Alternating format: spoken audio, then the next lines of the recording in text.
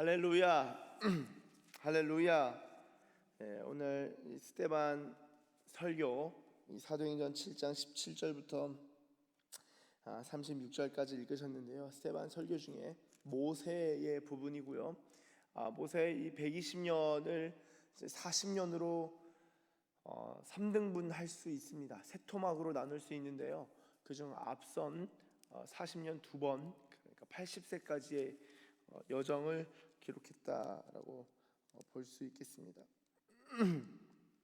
특별히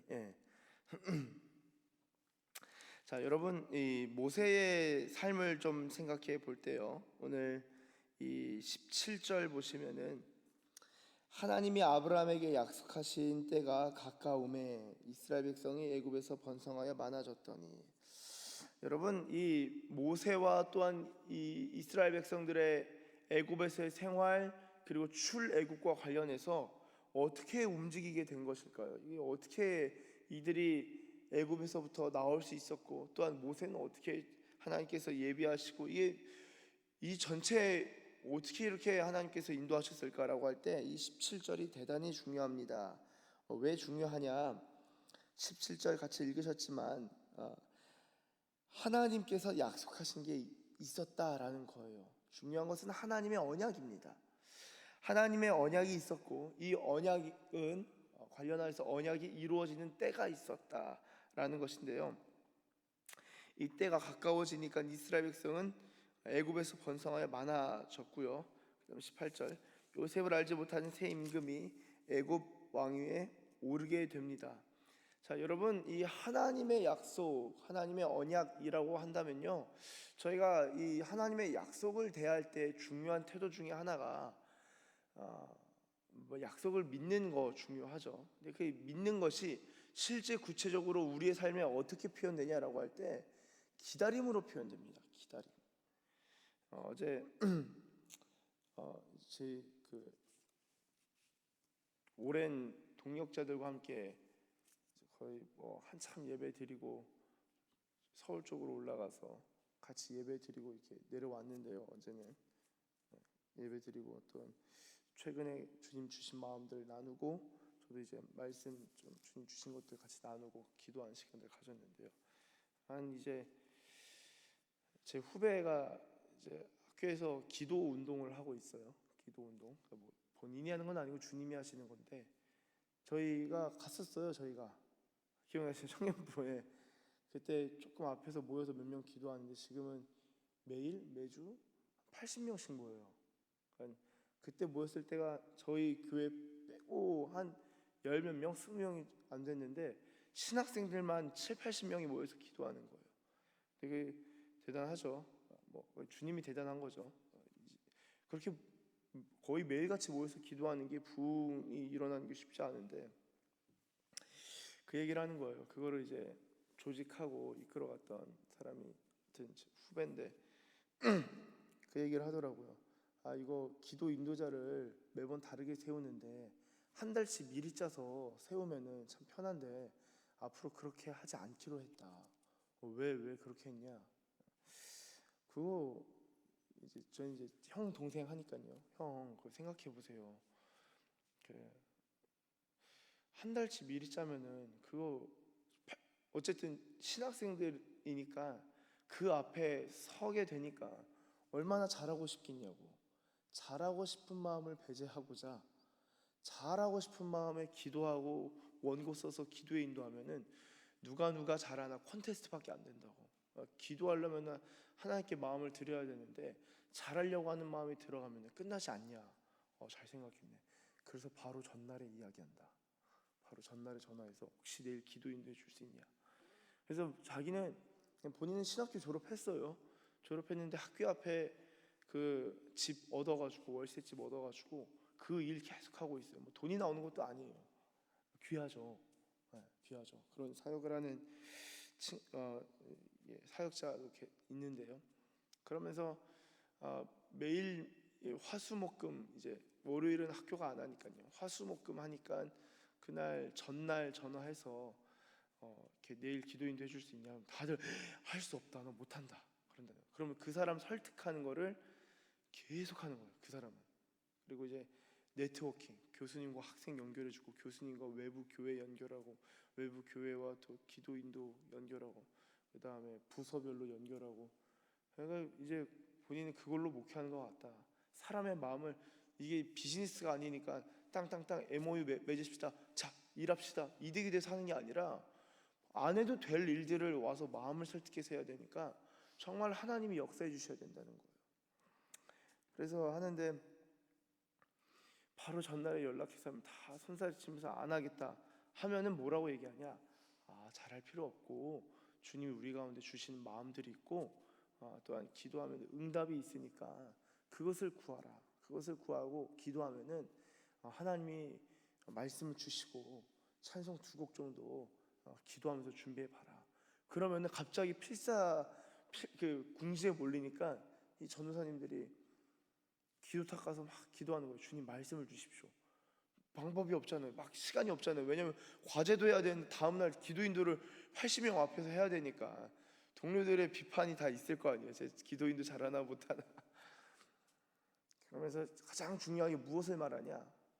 후배 전도사님이 다른 것 말고 하나님 만난 경험 있지 않냐? 하나님만 자랑해달라. 딱 그거 얘기한다는 거예요. 그러면 그건 또 있으니까 그럼 알겠다. 그 시간 맞춰서 준비해서 한다는 거예요. 그렇게 하다 보니까 이 부흥의 불길이 그냥 사이클 도는 게 아니라 매번 그거를 지금 계속 하고 있는데 하여튼 규모가 더 커져서 이번 올 상반기 때는 7개 신학교 회장단들이 다 모여서 회개하고 기도하기로 하더라고요. 신학교에 이런 은혜가 임하는 건 참 놀라운 일이에요. 참 귀한 일이죠. 자, 여기서 이 기도회를 이끄는 교수님이 한 분 계셔요. 지도 교수님. 그 교수님 이야기를 해주더라고요. 그 교수님의 아버지는 한국교회에서 대단히 유명한 목사님이십니다. 대단히 유명한 목사님이신데 저도 보니까 오해가 많더라고요. 교회가 내홍을 겪었는데 분열하는 것만 알고 있었어요. 저희 지역의 교회였기 때문에. 설교를 아주 유명하신데 보니까 설교가 아니라 은사로 유명하셨더라고요. 교수님이 진짜 최고의 학벌만 찍으신 분이에요. 최고의 학벌. 서울대 나와가지고 미국에서도 제일 좋은 학교, 영국 가서도 제일 좋은 학교에서 공부하신 분이신데 그래서 공부도 잘하고 아버지가 뭐 유명한 목사님이니까 승승장구했나 보다 하는데 그 목사님 얘기를 해주면서 뭔 얘기를 해주냐? 아까 목사님이라 하면 교수님이에요. 저보고 형 목사님 번갈아 씁니다. 목사님 근데 저희 지도 교수님 진짜 훌륭하시다고. 뭐가 훌륭하냐라고 하니까 본인 네트워크 인맥이 워낙 많으니까 누구 얘기해서 이거 중요한 일이 있으니까 후원해달라 하면은 금방 다 땡겨올 수 있는데 돈이 필요한데 이제 왜냐면은 그 집회를 해야 되니까요. 한 학기에 한 번은. 그러면 현재 지금 인원이 필요한 금액은 1,200만 원이 매 학기마다 필요하고 그러면은 사실상 이것저것 부대 비용이랑 뭐 포스터 만들고 막 다 하면은 1년에 3천만 원 정도 필요하다는 거예요. 근데 제가 볼 때 이 교수님이 그냥 대형교회 목사님들, 중형교회 목사님들 다 알고 본인 아버지 때부터 인맥도 있고 하니까 얘기하면 다 받을 수 있는데 신기한 게 이 교수님은 돈이 필요하면은 사람한테 안 가고 기도탁 가서 앉아 있다는 거예요. 자기가 그걸 보고 배웠다는 거예요. 너 좋은 거 배웠다. 돈이 필요하면 가서 기도하러 있으니까 돈을 달라고 해야지 왜 기도하냐고요. 필요하면 움직여야지 왜 기도하고 있냐고요. 근데 이분이 안 움직인다는 거예요. 기도하는 자리에만 앉아 있다는 거예요. 그러면서 그 앉아 있어가지고 뭘 하냐? 계속 기도하는데 그런 얘기를 하네. 본인이 이제 임원이고 이거 전체 총괄하는 총무 역할을 하니까요. 본인이 시작했지만 나머지는 다 남한테 위임하고 자기는 제일 발로 뛰는 거, 제일 하기 싫은 거, 제일 힘든 일 하고 있어요. 그 친구는.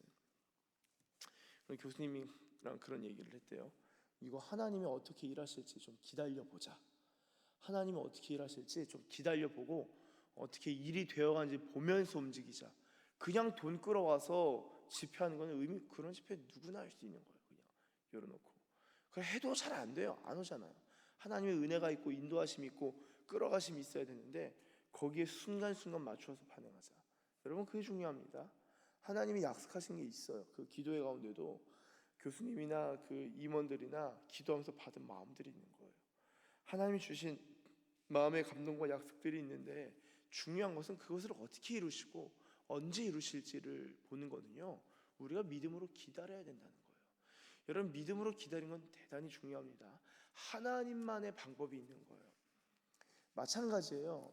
저도 마찬가지고 여러분들도 마찬가지입니다. 새벽에 기도하다 보면 주님이 마음에 감동하실 수가 있어요. 마음에 감동을 주시는데 그 마음에 감동을 주셨으니까 됐다도 맞습니다만, 그게 실제로 눈에 이루어졌지만 우리 삶의 현실화되고 구체화될 때까지는 기다려야 되는 요소가 있다라는 것입니다. 기다려야 돼요.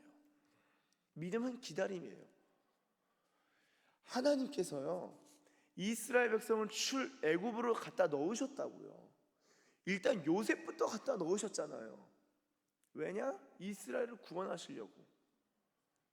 근데 요셉이 예를 들어 나 안 팔려갈래, 당시 나 안 팔려갈래, 그리고 다른 데로 도망갔으면요, 이 일 안 이루어져요. 하나님이 다시 다른 사람 보내실 거예요. 그렇죠?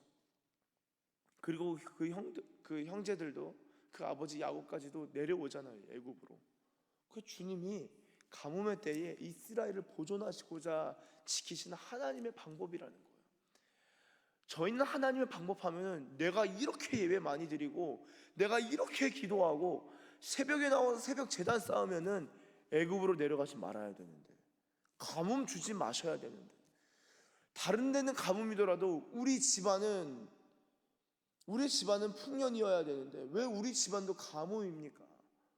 불평하면 안 되는 거예요.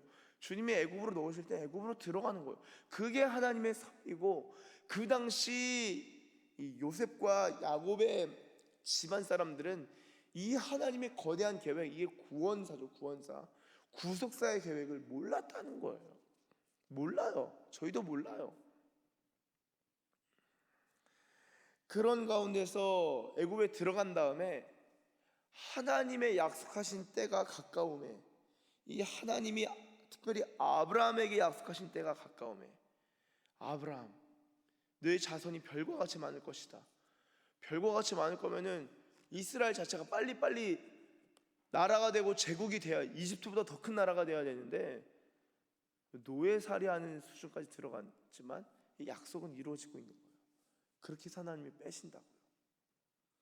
하나님이 그런 방식으로 이스라엘 백성들을 애굽 땅에 두셨고, 특별히 어떤 방식으로 빼냅니까? 19절 보세요.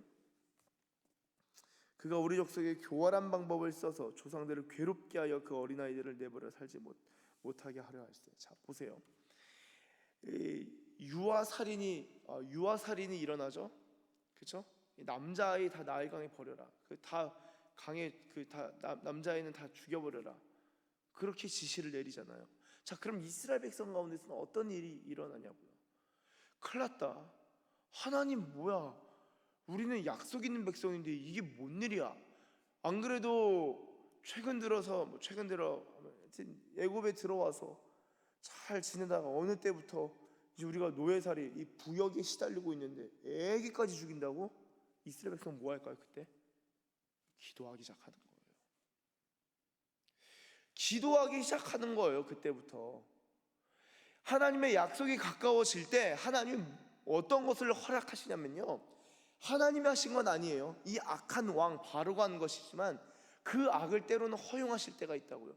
그러니까 이스라엘 백성이 악에 내몰리니까 무엇하냐? 기도하기 시작하는 거예요. 주님, 고통 가운데 주님께 부르짖습니다. 할 수 있는 게 기도밖에 없는 거예요. 왜냐하면 당장 우리 아이들이 죽어가니까 막 기도하는 거예요. 이 고난과 이 핍박 가운데 기도하면서 막 기도하는데 주님 어떻게 합니까? 바로 왕 보고 너 그 유아살인 하지 마 말씀하시나요? 그걸 막으시나요? 바로 왕을 치시나요? 아니라는 거예요. 하나님은요, 모세 한 사람 준비한 거예요. 이 고통의 때에 이 하나님의 섭리와 인간의 생각은요 자꾸 엇나갑니다. 이게 하나님의 지혜라는 거예요. 하나님의 어리석음이 인간의 지혜보다 지혜롭고요, 하나님의 약함이 인간의 강함보다도 강하다라는 거예요. 여러분, 하나님이 우리 삶을 인도하실 때 우리는 여기 가면 당장 눈앞에 요 지점으로 건너가면 해결인데 자꾸 돌아가요. 아니 돌아가도 좋아. 그러면은 그 다음 스텝에서 여기로 좀 인도해 달라고. 근데 하나님 또 다른 데로 인도해요. 그래, 주님 뭐 뜻이 있겠지. 왜 살면 더 어려워지지? 그러면은 이 지경으로 인도하시면 이제 될 텐데, 이제는 이쪽으로 가면은 정말 큰 어려움이 될 텐데, 근데 주님은 그 어려움 있는 쪽으로 또 궁지로 몰아가신다는 거예요. 기도를 시키시는 거예요.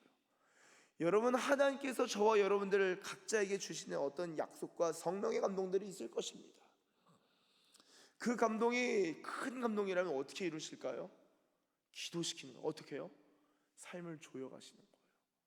기도시킨다는 거예요. 기도시킨다는 거예요. 하나님이 견미케 하시고 엎드리게 하신다는 거예요. 그게 무엇입니까? 하나님의 약속이 이루어지는 것을 기다리는 시기인 거예요. 기다리는 시기. 약속이 이루어지도록 기도하고 기다리는 겁니다. 하나님께서는 모세를 준비하십니다. 그리고 모세가 애굽에서 자라는 거예요.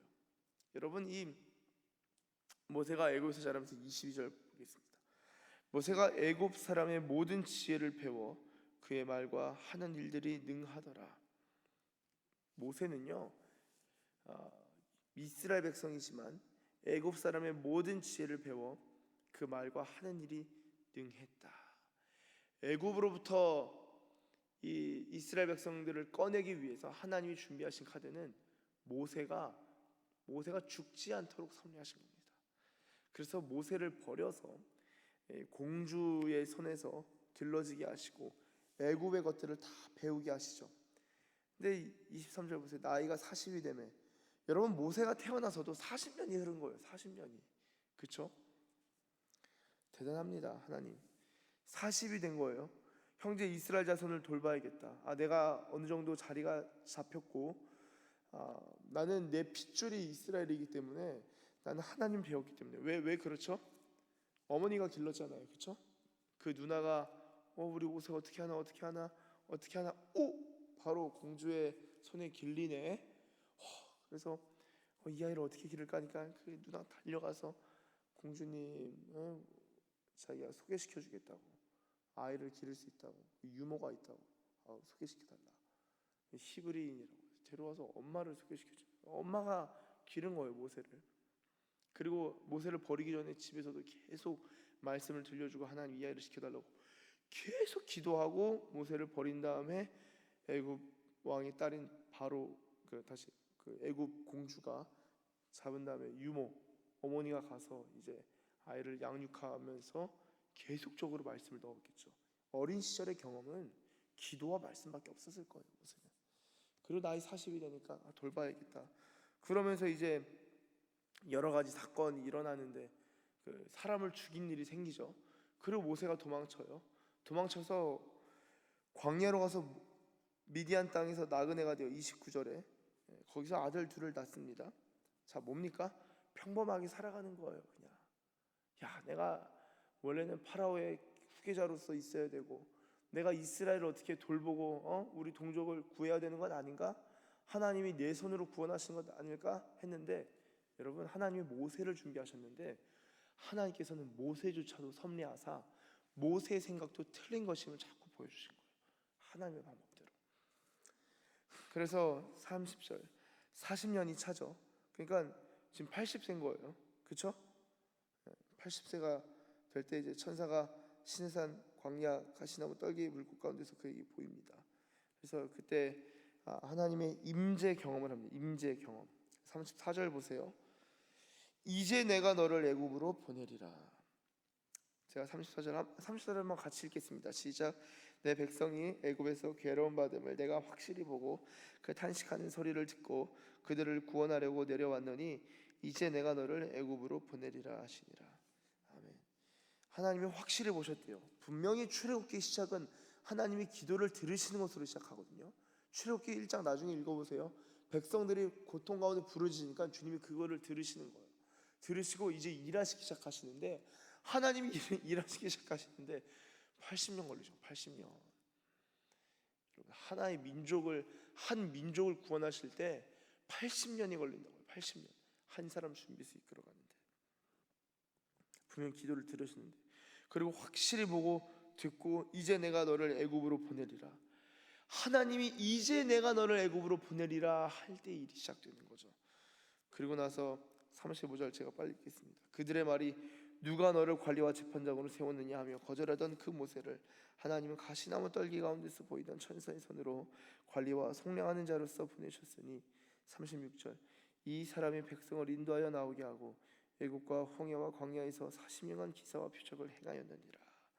자, 하나님이 보내고 나서 어떻게 합니까? 이 사람이 스데반의 설교죠. 모세 이 사람이 백성을 인도하여 나오게 한 다음에 애굽 홍해 광야에서 40년간 기사와 표적을 행하였느니라. 나중에 후반 80세 이후의 40년의 사역을 짧게 소개하게 된 것이죠.